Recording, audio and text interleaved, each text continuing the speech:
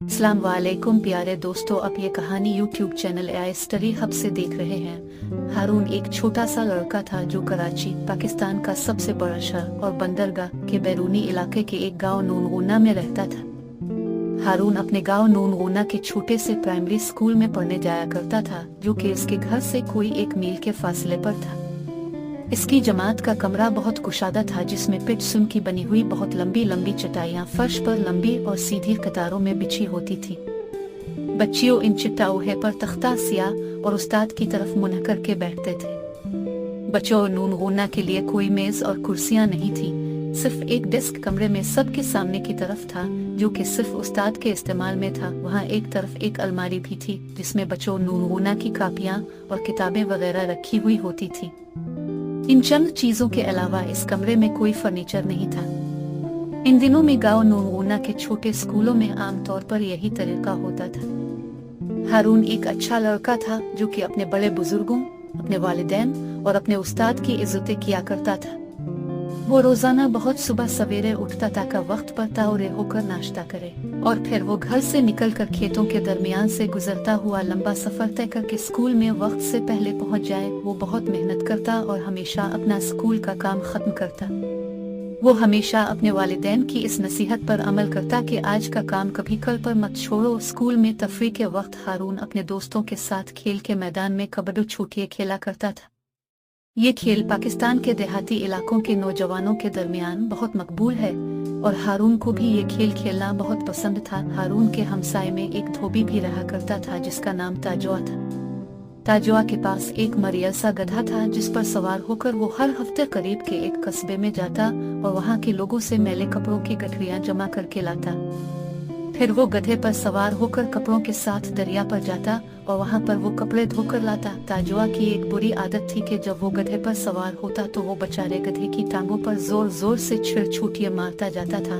तब वो गधा एक भयानक सी आवाज निकालता था, देहुआ नूनगुना, देहुआ नूनगुना, और साथ ही ताजुआ अपना और भारी गठरियों का बोझ भी इस पर लादे हुए होता था। फिर शाम को वो गधे पर सवार धुले हुए कपड़ों की गठरियों का बोझ भी इस पर लादे हुए इसकी टांगों पर छड़ी मारता हुआ वापस आता था। जब धोबी पास से गुजरता तो हारून अक्सर गधे की यह भयानक और गमज़दा आवाज सुनता, और गधे के बारे में परेशानी की वजह से वो बचाओ रात को सो ना सकता। दूसरे दिन सुबह के वक्त भी स्कूल जाते हुए हारून धोबी को गधे पर धुले हुए कपड़ों के साथ सवार शहर की तरफ जाते हुए देखता, जो हमेशा की तरह गधे को लंबी छड़ी के साथ पीटा जाता था। बेचारा छोटा सा लड़का अक्सर बहुत गौर और फिक्र से देर तक इसके बारे में सोचता रहता कि किस तरह इस गधे को ताजुआ की मारपीट से बचाया जाए, मगर कभी भी कोई मंसूबा उसकी समझ में नहीं आया। ये सब कुछ अरसे तक जारी रहा। गधा कमजोर और बूढ़ा हो गया। ताजुआ खुद भी अपने गधे की तरह बूढ़ा और कमजोर हो गया। इसका नतीजा ये हुआ कि धोबी शहर से इतने ज्यादा कपड़ों की गठरियां जमा करके धोने के लिए नहीं ला सकता था। इस वजह से वो अब ज्यादा गरीब हो गया था, और उसको अपने गधे की देखभाल पहले से ज्यादा मुश्किल लगती थी। अब ताजुआ ने गधे को ताज़ा सब्ज घास की बजाय बचा खुचा खाना देना शुरू कर दिया, लेकिन इसकी गधे को पीटने की आदत नहीं बदली। फिर ऐसा इत्तेफाक हुआ कि हारून ने अपने प्राइमरी स्कूल के फाइनल इम्तिहान को अपनी जमात में सबसे ज्यादा नंबर हासिल करके पास कर लिया। हेडमास्टर ने इसके सर्टिफिकेट के साथ उसे एक खास इनाम भी दिया। हारून गा नूनगुना भर में बहुत मशहूर हो गया। इसके वालिदैन इंतहाई खुश हुए और अपने बेटे की कामयाबी पर नाज करने लगे। इसकी मेहनत और कामयाबी की खुशी मनाते हुए हारून के वालिदैन ने इससे वादा किया कि वो उसे इसकी मर्जी की जो चीज भी वो पसंद करेगा, इसे वही तोहफे में खरीद कर देंगे। इसी रात को जब वो छोटा सा लड़का अपने कमरे में सोने के लिए गया, इसके कमरे की खिड़की खुली थी और उसे इस बेचारे गधे की गमज़दा आवाज थोड़े फासले से सुनाई दे रही थी, देहू देहू। हारून ने इसी वक्त फैसला कर लिया कि वो अपने वालिद से ताजुआ का गधा खरीदने के लिए कहेगा। इसे यकीन था कि इसके अब्बाजान इससे ताउन करेंगे, मगर उसे डर था कि बूढ़ा ताजुआ शायद न माने। दूसरे दिन जब हारून ने दरख्वास्त की कि क्या वो ताजुआ का गधा खरीद सकता है, तो इसके वालिद इसकी गैर मुतवक्के दरख्वास्त पर बहुत हैरान हुए। उन्होंने कहा, बेटे, ताजुआ के गधे में क्या खास बात है? तुम कोई दूसरा जानवर भी पाल सकते हो। लेकिन हारून ने कहा, नहीं अब्बाजान, मैं ताजू का गधा ही हासिल करना बेहतर समझता हूँ। तब इस छोटे से लड़के ने अपने वालिद के सामने तमाम कहानी बयान की कि किस तरह ताजुआ अपने गधे को एक लंबी छुरी से मारता है और किस तरह वो अपने गधे से कपड़ों की भारी गठरियां उठवाता है और इसे खाने के लिए ताज़ा घास की बजाय बचा खिंचा खाना इसके आगे डाल देता है।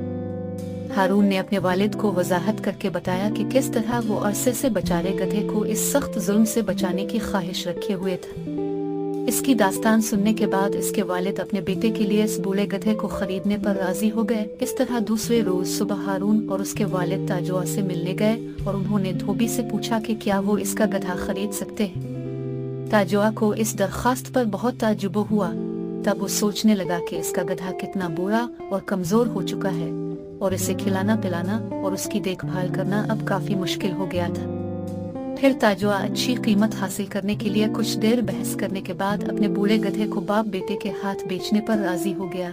हारून और अब्बाओ जान गधे को अपने साथ ही घर ले आए और इसे अपने घर के पीछे बहुत बड़े सहन में आजाद छोड़ दिया। उन्होंने बूढ़े गधे को खाने के लिए ताज़ा घास भी दी और उन्होंने वादा किया कि आइंदा उसे कभी भी कपड़ों की भारी गठरियां नहीं उठानी पड़ेंगी और न ही किसी लंबी छुरी से मार खानी पड़ेगी। हारून ने हमेशा गधे की देखभाल की पूरी कोशिश की और बावजूद इसके कि वो गधा बहुत ही बुरा था मगर वो जल्द ही ताकतवर और सेहतमंद हो गया। वो छोटा सा लड़का बहुत खुश था क्योंकि वो ये देख सकता था कि गधा अपने नए घर में कितना खुश था और अब हारून को कभी भी इसकी वो इंतहाई गमज़दा आवाज नहीं सुना पड़ेगी। अगली वीडियो इससे भी मजेदार आने वाली है। चैनल को सब्सक्राइब करें और देखते रहें। शुक्रिया।